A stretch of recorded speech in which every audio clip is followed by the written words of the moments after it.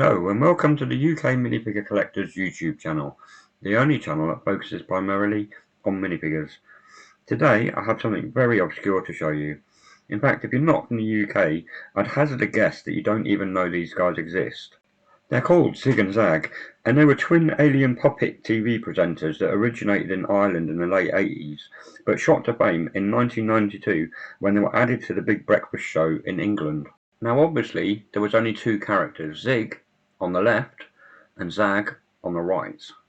What made them popular? They were just teenagers, so they hit a chord with like teenagers and young adults, and inevitably the merchandise ensued. So let's take an actual look at the minifigures that were created by vivid imaginations.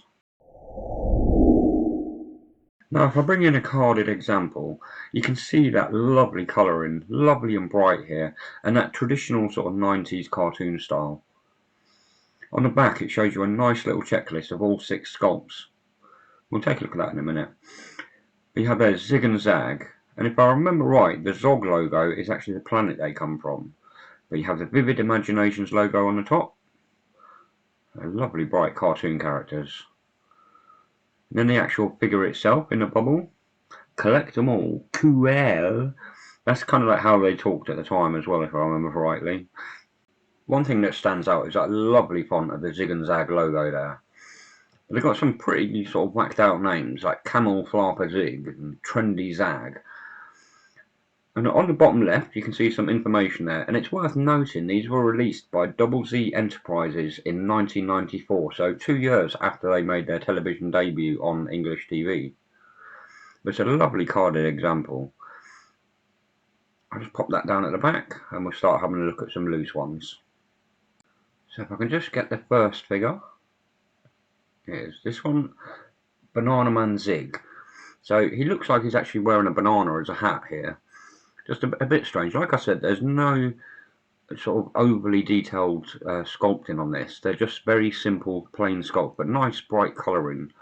And if you're a fan of the show, you know, it obviously means a lot more to you. I love the way that his sort of tongue's hanging out though at the front here. Now they are stamped at the bottom. I don't know if I'm going to be able to get them in shot though. That's just upside down. There you go, Double Z Enterprises 1994. And there he is in all his glory. Kind of a crazy look to him.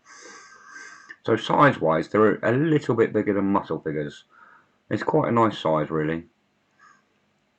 And again, about the same sort of size as a Ninja Mite, probably about a centimetre in it. I'll just pop him down over there. And next up we have Trendy Zag. So one thing worth noting with Zag, they've actually changed the colour of him. He's a much darker purple as the actual puppet, but they've obviously lightened him up to appeal to children. I mean, I think this is a cool sculpt. I love this sort of hooded top that he's wearing. And you can see the detail that's gone into the laces and the hood at the back. It's quite nice. There's a nice sort of look to him, a nice sheen sort of finish. You can see the tassels on the actual hood. It's a really nice one. I'll just pop that down over there. And then next up we have Man Zig.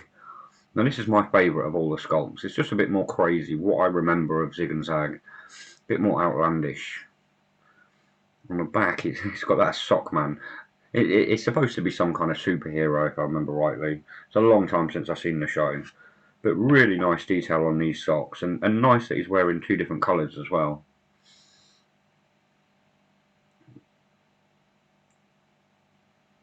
Nice lettering that's gone on that as well. I'll just show size difference again. But this one's a little bit bigger, probably the tallest of all of them actually. Again, a little bit bigger than the muscle figure. Just pop that one down over there. So the next one's a more interesting sculpt. This is Rockin' Zag. And you can see that V-shaped guitar that he's holding in his sort of left hand. You know, I'm loving the boots on these. These are sort of like high platform shoes, but the fact they've took the chunk out of the middle to sort of add that detail to make him feel like some sort of glam sort of rock star, I think is really cool. It's a nice sort of plastic finish on the actual guitar. It looks like it's just been glued into his hand actually. But yeah, you can see that piece missing from the actual boots, and he's wearing that sort of hat. It reminds me of Kid Rock actually. So the next one is Skateboard Zag, another action sort of pose. The way he's just sort of kneeling down on that skateboard with his thumbs up, just saying like everything's cool. You know, it's a really cool little sculpt here. It's a shame the wheels don't actually move on this, because it would have been a little bit more interesting as a child to sort of flick it along the floor. But it's a nice sculpt to it. It's a decent sort of skateboard. You know, it's a nice sculpt to him, just basically making him look like a teen again. So the last one's quite interesting. It has the name Camel Flapper Zig. Now I have no idea what camel flapping is, but if you know, please leave a message in the comments. It seems to be something to do with inline skating and tennis.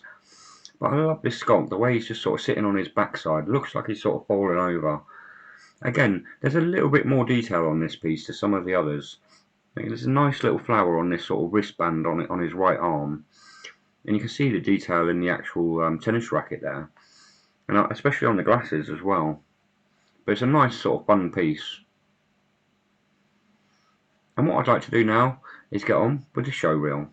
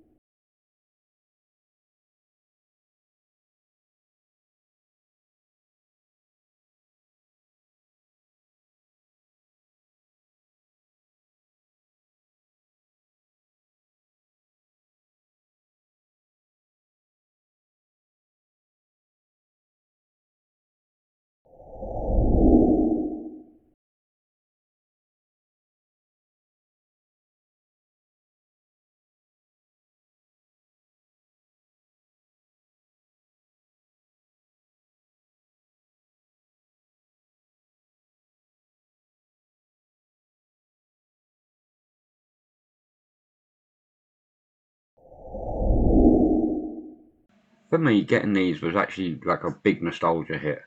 I remember going into Woolworths and buying some of the stationery and seeing these figures up on the actual racks, and I really wanted them, but just couldn't afford them at the time. So that was one thing why I really wanted to get them again. But the big draw to them was the colour. When you collect something like minifigures, you get a lot of them in, say, monocolours, like muscle figures, for instance. If you get the whole, like, 236 set, and it's just one colour, you want something to break that down, and this really did hit that mark. They're not particularly expensive. You shouldn't really be spending any more than, say, £5 for a carded example, and obviously much less for a loose version. And with that, I'd like to say thank you very much for watching the video. If you liked it, don't forget to leave a like, and I hope to catch you all again next time.